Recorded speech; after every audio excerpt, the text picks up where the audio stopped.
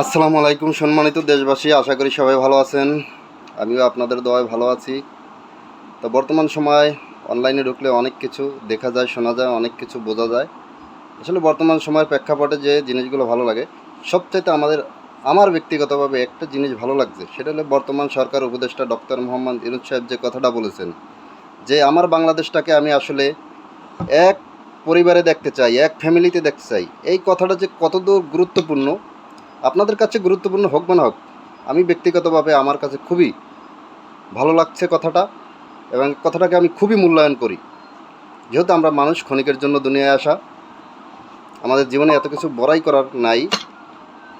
আমরা মনে করি যে সুন্দর পরিচ্ছন্নভাবে সুন্দরভাবে আমাদের জীবনটা একটু কাটুক, আমাদের সবাই মিলেমিশে থাকি, এটাই আমাদের জীবন।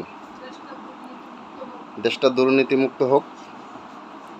আসলে দেখেন, যারা বড়লোক তারা বড়লোকই বড়লোক, তারা বড়লোক হয়ে যাচ্ছে অটো, আর যারা গরিব তারা কিন্তু গরিবই থেকে যাচ্ছে।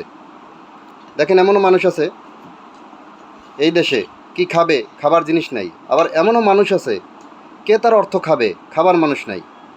আবার কিছু মানুষ আছে, কি খাবে, খাবার জিনিস নাই। তা আশা করি সবাই ভালো আছেন, ভালো থাকবেন। সবার প্রতি দোয়া ও ভালোবাসা রইল। আসসালামু আলাইকুম।